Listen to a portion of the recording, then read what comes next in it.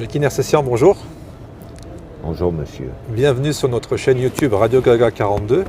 Avant de parler d'art, de cinéma et d'autres choses, j'ai noté qu'on avait une passion commune. C'est Saint-Étienne? On est tous les deux des fans de Saint-Étienne, des amoureux de la ville de Saint-Étienne Oui. et de son histoire. Oui, absolument. D'abord parce que j'y suis né. Alors après, évidemment, on peut naître n'importe où. On peut naître à Paris, à New York, à Estivareil, Ou à Dunière. ou à Dunière. Non, ce qui est intéressant, c'est pour ça que j'ai tenu à ce qu'on fasse cette interview. Je voulais qu'on la fasse dans la gare, mais bref, on a l'autorisation de la faire devant. Moi, j'ai été fasciné dans mon enfance par la gare du Clapier, parce qu'avec ma grand-mère, on habitait rue Tarentaise, donc c'était un lieu de promenade. Et j'adorais m'asseoir sur le bord du quai et voir les gens rentrer, sortir du train, partir. Il y avait des gosses qui pleuraient, d'autres qui rigolaient, enfin ils étaient heureux. En général, c'était pour partir en vacances. Ils allaient à Dunière, mais pour moi, Dunière, c'était le bout du monde, alors que c'était pas très loin au fond. Mais donc j'aime beaucoup les gares et j'ai eu la chance de faire des podcasts pour la plateforme des TGV où il y a des sons, où on a fait l'histoire du train et du TGV. Et j'ai raconté cette histoire avec ma grand-mère, en plus de l'histoire du train. Et il y avait aussi, évidemment, la voix historique des annonces de la SNCF qui s'appelle Simone et qui fait les voix d'annonces de toutes les gares. Voilà, mais oui, l'amour de Saint-Étienne. Et vous avez l'amour de Saint-Étienne et l'amour de la radio aussi, alors. C'est vrai, c'est Vous vrai. aimez poser des questions aux gens. Et j'aime bien aussi avoir des réponses. Oui, mais quelquefois, il y a des gens pour lesquels la question a plus d'importance que les réponses. Comment? Pour revenir à la gare, Mais- je vois qu'on est juste à côté de la statue de Marc Seguin. Oui. Donc on est en plein dans l'ambiance. Vous, quel est le souvenir quand vous êtes à l'étranger, vous êtes sur d'autres régions françaises, quelle est l'image que vous avez de Saint-Étienne et quelle est l'image que vous voulez donner aux autres de Saint-Étienne? Alors, j'en ai donné une très très mauvaise en tournant un film en Italie qui s'appelait Peggio di così si muore, qui veut dire pire tu meurs, mais le titre a été traduit en français parce que pire tu meurs, il se disait les gens vont penser qu'il y a Aldo Macione dedans, alors que c'était pas du tout ça. Et ça s'est transformé en le cri de la lavande dans un chant de sauterelle, c'est-à-dire que le temps qu'un ami dise à quelqu'un tu vas aller voir quoi au cinéma, le temps qu'il dise le cri de la lavande dans le champ de sauterelle, le mec il s'est déjà barré. Donc le film n'a pas très bien marché. Mais il a été distribué en France, il me Il semble a que je l'ai été vu. distribué en France, oui. Et on était dans les Dolomites. Il y avait 2 comédiens étrangers, tous les autres étaient italiens. Il y avait Rossi de Palma pour l'Espagne et moi pour la France. Donc on était dans les Dolomites, dans une ville qui s'appelle San Martino di Castrozza, magnifique Donc, lieu. pour situer les Dolomites, c'est au-dessus de Milan. Hein. Voilà, c'est très jolie montagne et dans ce village, il y avait la plus grande école hôtelière d'Italie. Et il y a la RAI qui vient pour faire un reportage sur le tournage et ils disent vous avez un comédien français, on peut l'interviewer sans problème, c'était RAI Uno et le type me dit alors vous êtes qui? Je dis je suis Jacques Nersessian, je suis né à Saint-Étienne, français d'origine arménienne. Et je dis, Saint-Étienne, c'est une ville extraordinaire parce que la chance qu'on a quand on est né à Saint-Étienne, c'est que partout où on va dans le monde, on trouve que c'est beau. Et donc, 3 semaines après, Michel Thiollière m'appelle, il me dit, il paraît que tu as dit que quand on est né à Saint-Étienne, ce qu'il y a de bien, c'est que partout où c'est beau.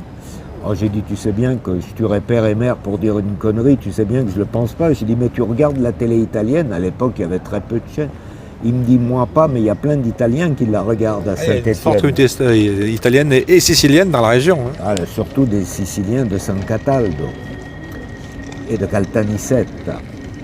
Alors, voilà, donc, mais sinon, je laisse personne dire du mal de Saint-Étienne. C'est-à-dire que, surtout du côté de Marseille, tout ça, quand tu le vois, le soleil, des fois, comme tu veux.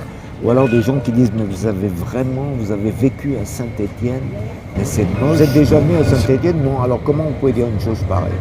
Mais bon, c'est Alors, c'est ou ça, ou le cliché sur les verres, ou rien. Ils ne savent pas qu'il y a un musée d'art moderne qui est l'un des plus grands en France, après Beaubourg. Ils ne savent pas que justement un des premiers trains en France est parti de Saint-Étienne. Le premier, je crois. Oui, ils ne connaissent rien de la mine, ni des armes, ni de la passementerie, tout ça. Enfin, je veux dire, bon, voilà. Donc, Saint-Étienne, en même temps, comme dirait l'autre...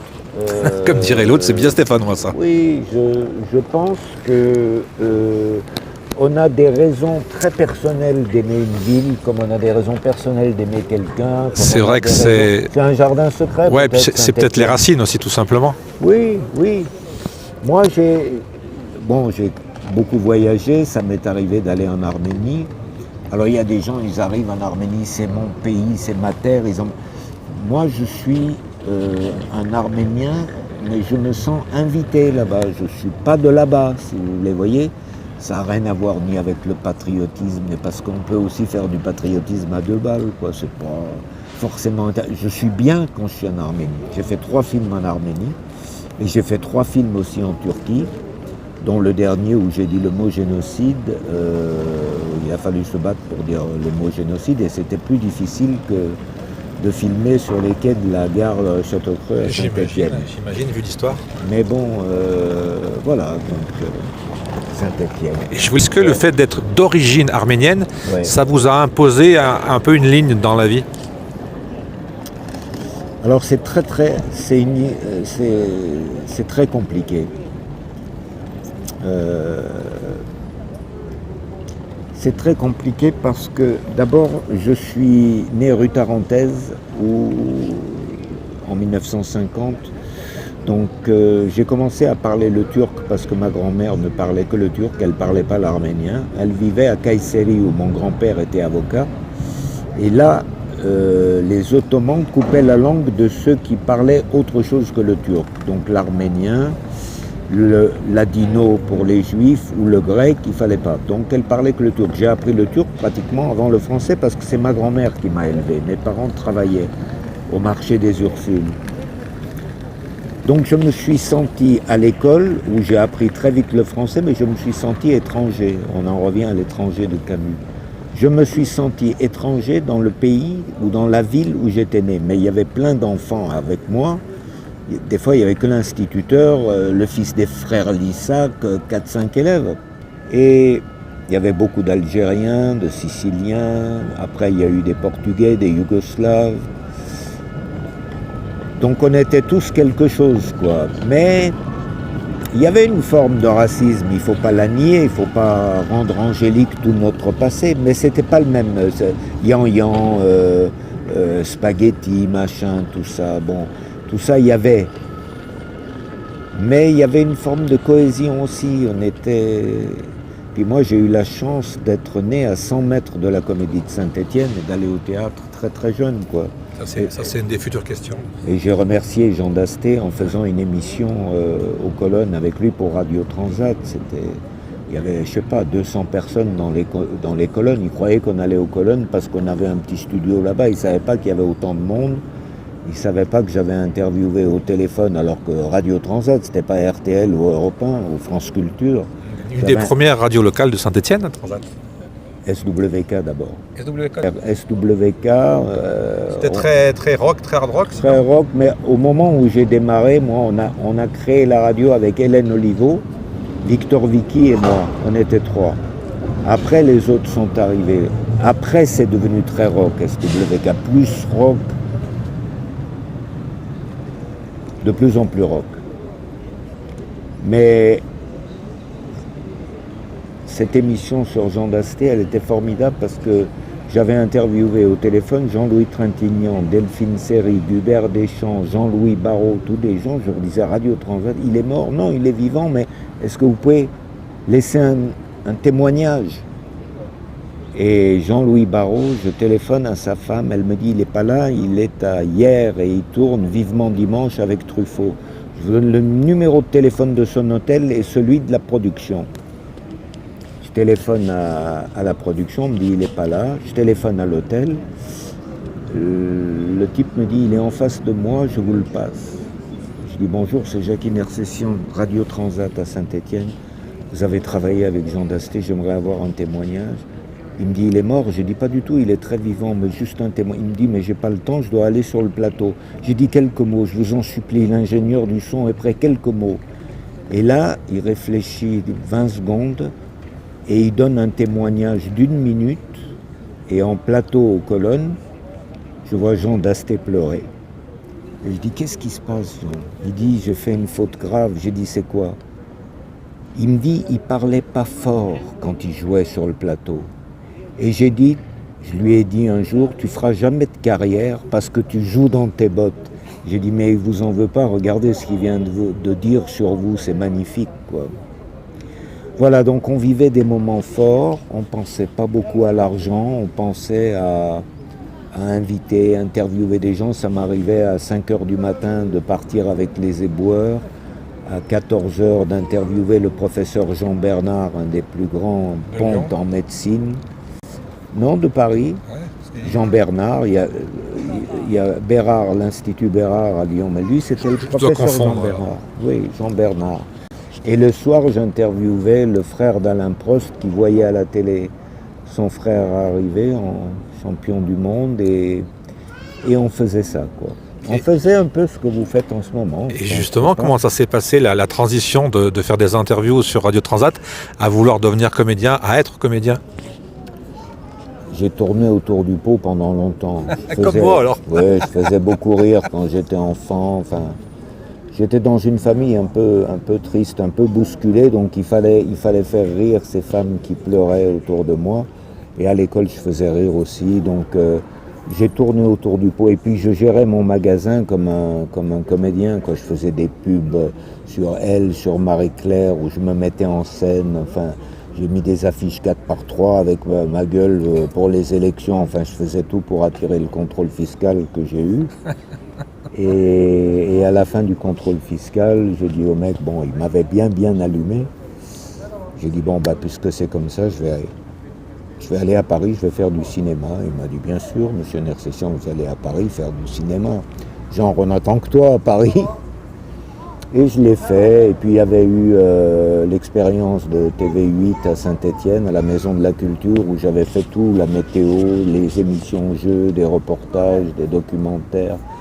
C'était des expériences, un laboratoire. Il n'y a personne qui nous disait non, ça il ne faut pas le faire. Non, on était d'une liberté totale, quoi. C'était une autre époque. C'était une autre époque. Donc je suis arrivé à Paris. Bon, j'ai piégé Patrick Sébastien dans une émission qui s'appelait Pirate,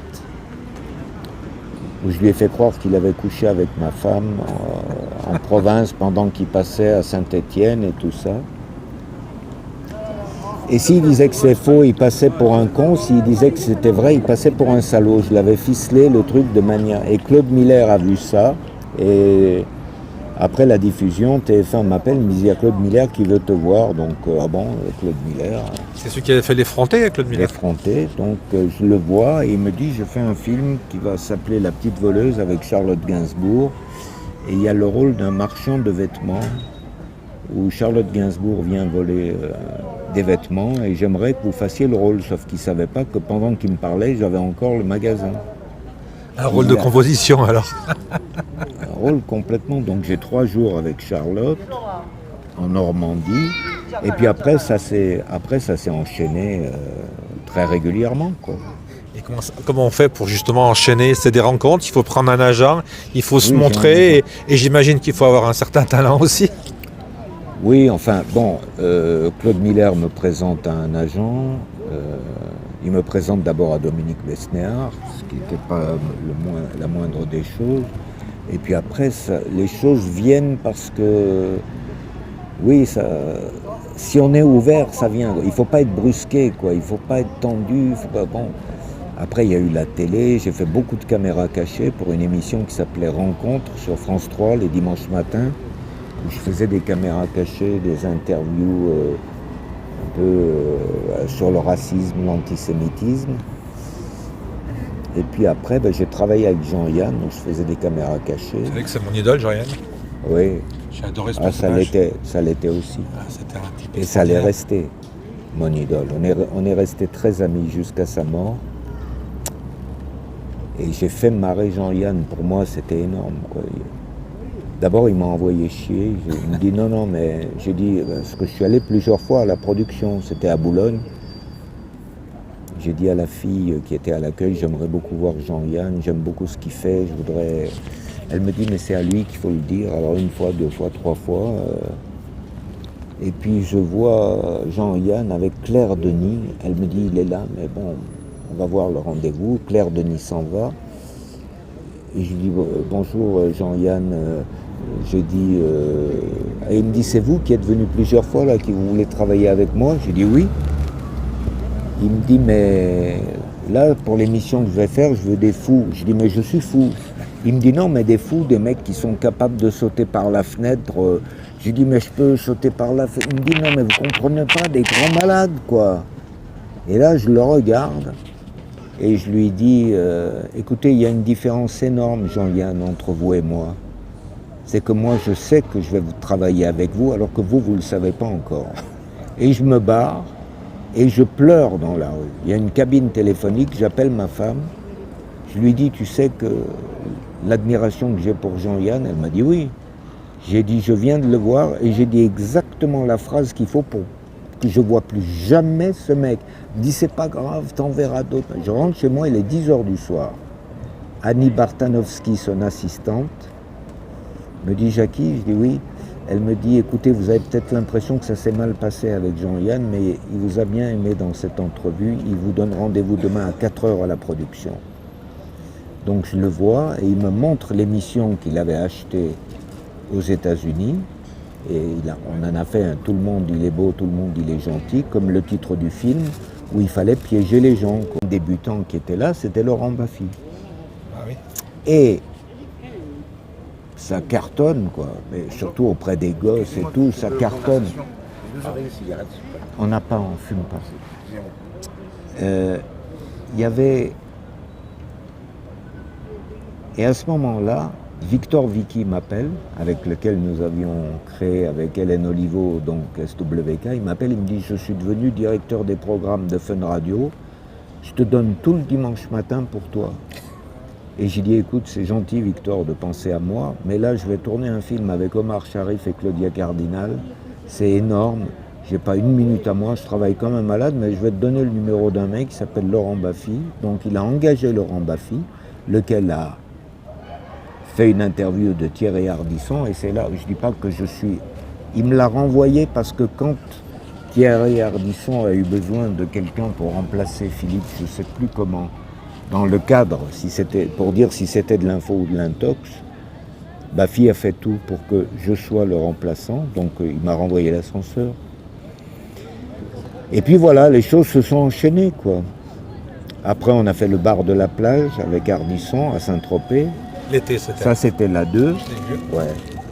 Et puis avant ça, j'avais fait le Narciso Show, quoi, qui a été un truc assez démentiel. Ça a été vendu dans 27 pays. Si à l'époque, j'avais été producteur, comme l'on sont devenus après Delarue ou de Chavannes, je serais richissime, mais c'est pas grave. On serait peut-être pas là en train de parler, la vie serait autrement, on serait peut-être pas vivant. Et vous, c'est quel style de rôle que vous appréciez, que vous aimez jouer, ou alors vous aimez surprendre, vous aimez qu'on vous surprenne également? Alors regardez, là j'ai fait, hier j'ai vu donc à Saint-Just-en-Rambert, vous avez fait une lecture? J'ai fait une lecture. L'étranger de Camus, vous m'avez dit, hein, le début du livre. Aux Familles, c'est un groupe de 8 salles. C'est une association. C'est magnifique en plus. C'est extraordinaire ce qu'ils font. Julie, qui est formidable. Elle m'a permis de rencontrer Clovis Cornillac il y a un an ou deux. Voilà. Ouais, Clovis. Un Lyonnais pur. Oui.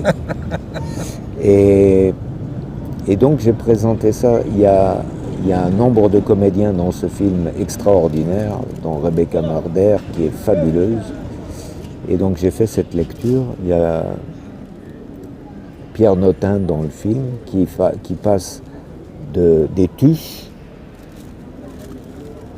à l'étranger. C'est celui qui joue dans la fanfare aussi, c'est voilà. Ça ouais.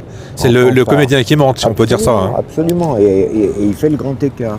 Moi, je passe de Maïrig à Adèle Blanc-Sec, aux Tuches, à... Bon, Rouve, il me dit, je veux absolument que tu fasses... c'est la fille aînée des Tuches qui te prend pour Voldemort. J'ai dit, tu veux me faire filmer mes oreilles? Non, je t'assure, machin. Bon, ok, on l'a fait. Donc, tous les rôles sont intéressants. C'est vrai que j'ai un sentiment particulier pour Maïrig parce que c'est un très beau personnage. C'est un film magnifique en fait. Ouais. Adèle Blanc-Sec, j'avais 6 heures de maquillage, je fais un vieux monsieur de 95 ans, un égyptologue. Je veux dire, tous les rôles, si on les travaille bien, j'ai joué aussi des salopards, j'ai joué un évêque qui défend un prêtre supposément pédophile, un film belge, Au nom du Fils. Là, je viens de tourner avec Yolande Moreau à Montpellier.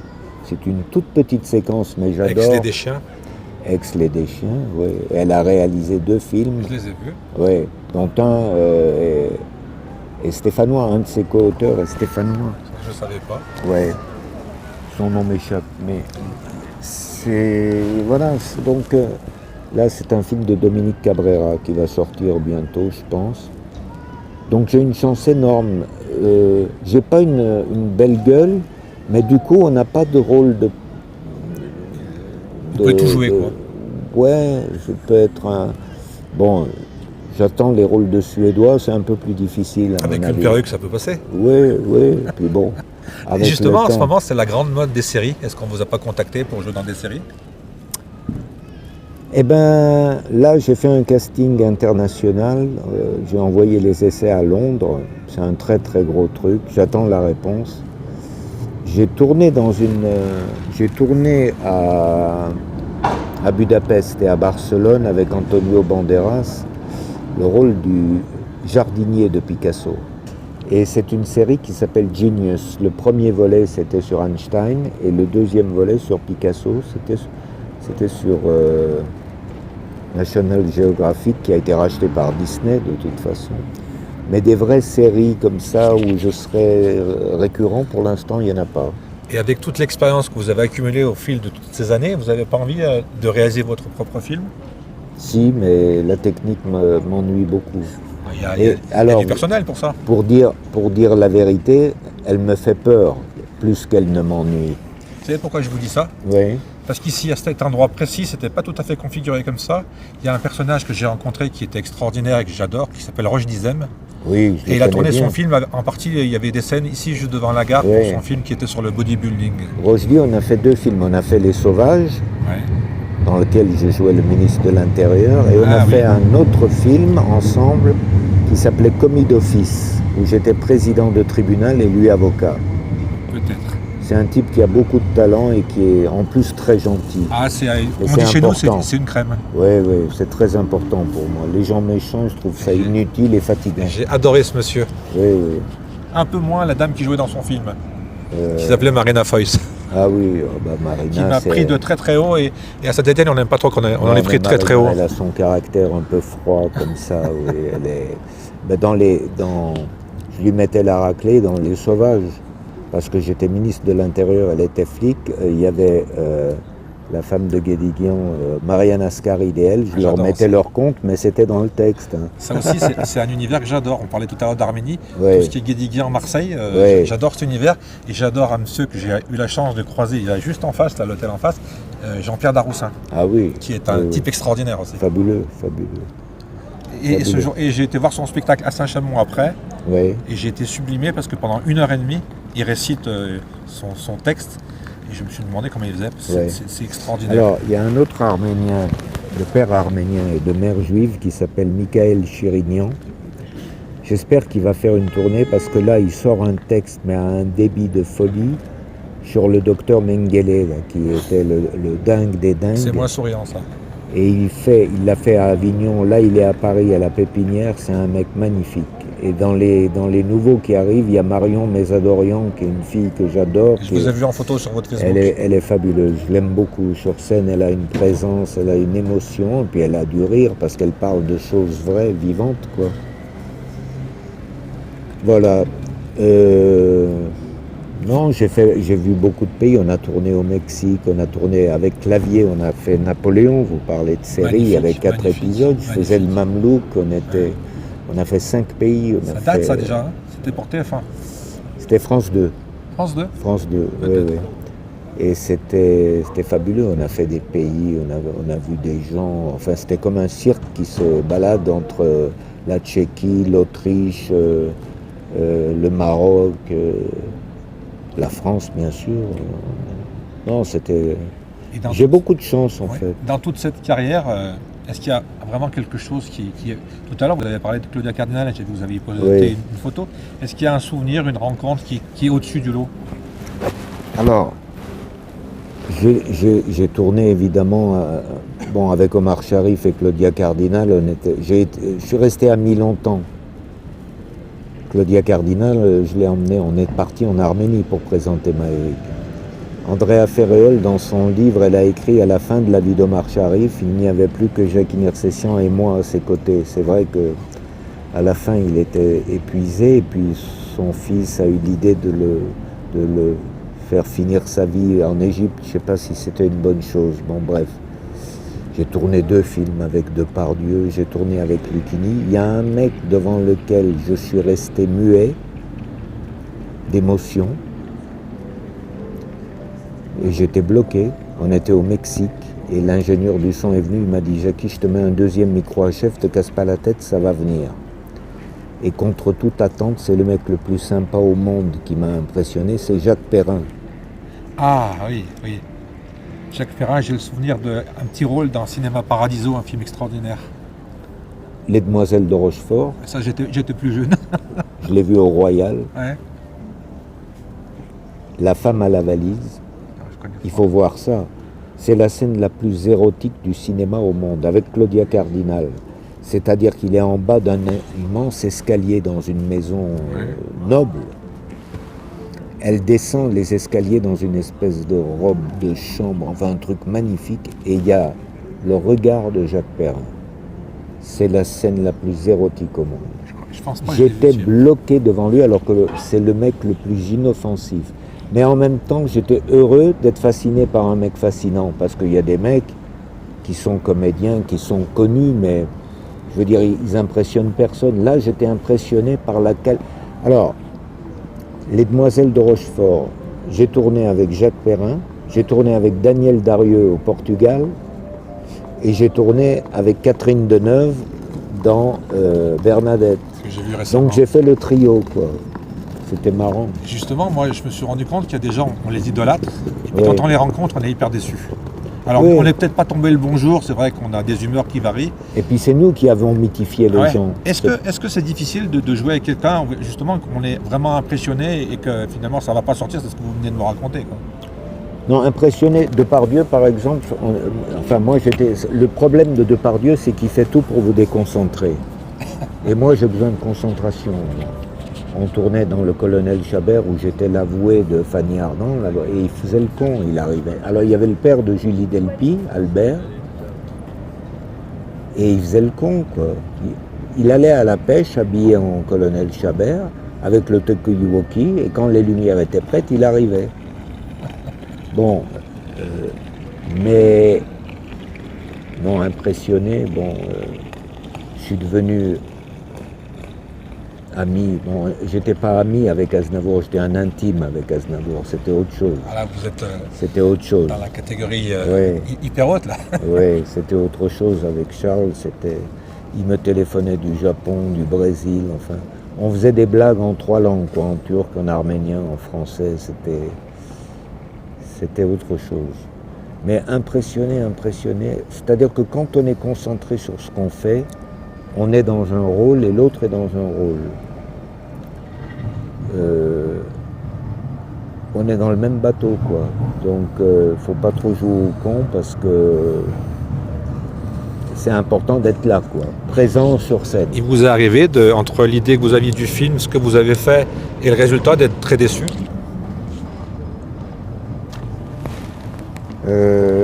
J'ai été très déçu quand j'ai tourné des films et où j'ai été coupé. Ah, mais ça, c'est sûr. Ça, on doit être très déçu. Mais l'exemple, vous citiez Cinéma Paradiso, il y avait Brigitte Fossé dans le film. Elle Ah ouais. avait 20 jours de tournage et elle n'est pas à l'image. Ils Ah ont ouais. supprimé carrément le rôle. Là, je pense que vous faites une bonne dépression quand même. Ah ouais, surtout que le film est magnifique. Ouais. Non, ça arrive. Moi, ça m'est arrivé d'être coupé ou dépression ou des trucs. Non. J'avais 6 heures de maquillage sur Adèle Blanc-Sec, 10 heures de tournage, 1 heure et demie de démaquillage. Bon, Besson, c'est Besson. Je suis pas au générique de début alors que j'ai le 3e rôle sur la Bible. C'est des petites conneries, mais ça c'est l'ego qui parle. C'est moins grave que ça en a l'air. Tant pis pour lui. Moi j'ai fait mon boulot, les gens ont apprécié. J'ai l'impression dans le cinéma que c'est des réseaux. On a l'impression que toujours les mêmes tournent avec les mêmes et que c'est rare qu'il y ait des passerelles ou alors c'est une idée, c'est une erreur de ma part. Peut-être, je me rends pas compte. Ouais. Franchement. Vous, tout le monde vous appelle? On appelle mon agent. En général, en casting, je suis bon, mais c'est pas. Je veux dire, ça se passe bien, mais c'est pas pour ça qu'on vous prend. Hein. Des fois, ça. Et on se demande pourquoi, mais simplement parce que quand le scénario a été écrit, le réalisateur a une image quand il écrit ou quand il lit le scénario, et on ne correspond pas à l'image. On peut être très bien, mais ça ne correspond pas à l'image qu'on s'est fait. Donc. Mais le seul problème en France par rapport aux Anglais et aux Américains, c'est qu'ils vous répondent. Alors quelquefois c'est une réponse polie, merci pour votre casting, il était parfait, il était très bien, mais vous ne correspondez pas. Ils répondent. En France, ils ne répondent pas. Quelquefois ils disent non, c'est pas, on ne sait pas pourquoi, mais c'est très rare qu'ils répondent. Et ça c'est un peu gênant. Mais bon. Pour conclure, est-ce qu'il y a un projet que vous avez dans la tête, que vous avez envie de réaliser, de faire dans les semaines qui viennent, dans les années qui viennent? Non, j'ai joué au théâtre une belle pièce avec Elsa Zilberstein et Patrick Timsit qui s'appelait Les derniers jours de Stefan Zweig. Que j'aime beaucoup aussi. Ouais, Patrick, c'est un ami de longue date. Je l'ai connu quand il débutait, quoi. Et je me suis senti bien. Après, avec le même metteur en scène, j'ai joué le Tartuffe. Je jouais le rôle de Tartuffe. Ça s'est moins bien passé avec le metteur en scène et depuis, j'ai pas joué. Et j'aimerais bien avoir une bonne pièce ou dire des choses seul sur scène. Je suis en train de me tâter, je sais pas. Ce qu'il y a de bien, c'est que tout est ouvert, quoi. Tout est possible. Est-ce qu'il faut avoir une bonne mémoire pour retenir tous ces textes? Il faut avoir... Alors, il y a deux choses. Il y a des gens qui n'ont pas de mémoire. Et le pire, c'est pas de ne pas avoir de mémoire, c'est d'avoir peur qu'on n'en ait pas. C'est ça le pire. L'appréhension un peu. Oui, c'est la peur de ne pas avoir. Alors on surapprend les textes. À mon avis, c'est un faux problème parce que quand on est dans le jeu, qu'on a le placement, qu'on a tout, la mémoire, elle est là, quoi. Mais il faut travailler ça, il faut travailler la peur surtout. C'est ce que je fais. La peur de ne pas avoir de mémoire. Mais c'est comme la peur de tout. Voilà, j'aimerais refaire de la scène parce que j'aime bien. Hier, par exemple, avant le film, au Family, à Saint-Just-sur-Loire, j'ai fait une petite impro, un truc, et les gens apprécient parce qu'il y a une part de vérité quand on est sur scène, quoi. Sauf si on veut absolument, comme certains du stand-up, faire rire, j'allais dire maladivement. Forcer le rire. Ouais, il y a aussi une part d'émotion dans le rire. Il peut y avoir le rire d'émotion, quoi. Est-ce que vous étiez ami avec Laurent Violet? Très. Parce que j'ai une petite anecdote. Très ami avec Laurent. Ça m'a fait beaucoup de peine quand il est décédé. Venu à Saint-Étienne jouer à la Ricane. On avait passé l'après-midi ensemble. Oui. On avait super bien rigolé. Il y avait une vraie complicité. Et le soir, il m'avait invité à manger une pizza. Oui. Et vous l'aviez appelé, ou il vous avait appelé. Oui. Et il m'avait passé le téléphone. Et on avait échangé tous les deux au téléphone. Ah ouais. Laurent, c'était un très très grand ami. Son frère travaillait à la télévision de Lyon. C'était un très grand ami. Je l'aimais beaucoup. C'était un type extraordinaire. Je l'aimais beaucoup. Il avait une blessure profonde qui, de temps en temps, lui faisait boire le verre de trop, mais comme ça m'est arrivé aussi, je juge absolument pas ça, mais bon. Et bon, Laurent, il avait une ingéniosité, puis une vraie générosité. Il avait une vraie générosité, Laurent. Jackie Nersesser, merci beaucoup. Merci à vous. J'espère vous revoir très bientôt sur Saint-Étienne Ouais. ou ailleurs. Oui, dans une autre gare. Voilà, Il y a plein ou- de gares dans le monde. Ouais, alors, comme on dit à Saint-Étienne, gare à toi. Alors, gare aux gares. et pas gare aux Garania. gares. Oui, gare aux gares, mais surtout, la santé. À partir de là, qu'on ait des désirs de faire des choses, c'est tout à fait normal. Je l'aime bien, la ville. Je sais que là, je viens de passer rue Michelet. Bon, il y a plein de magasins à vendre, mais vous savez, avenue Bosquet à Paris aussi, il y a plein de magasins à vendre. Hein. C'est la France qui est un peu fatiguée. Hein. Je C'est pense pas que la que France et le Saint-Étienne. commerce a changé aussi. Oui, le commerce a changé, bien entendu. Internet a changé beaucoup la donne. Mais ça n'empêche que les gens sont gentils. On va me dire, oui, mais la gentillesse, gentil n'a qu'un œil, ou c'est un euphémisme, ou c'est bateau. Ben non, moi j'aime que les gens soient gentils. Même sur un plateau, le type qui gueule, c'est un mec qui est pas ce qui est pas. À partir du moment où j'ai fait mon premier film avec Claude Miller, qui disait pas un mot plus haut que l'autre, j'ai dit tout le monde doit être capable de faire des films sans gueuler. Les mecs qui gueulent et qu'on dit ouais mais il a du talent, bah il n'a pas le talent de la gentillesse, c'est dommage. Il pourrait faire des films en restant. On n'est pas obligé d'abaisser les autres pour appuyer sa conviction. On est bien d'accord. Ouais. Merci beaucoup en tout cas. À bientôt. À bientôt.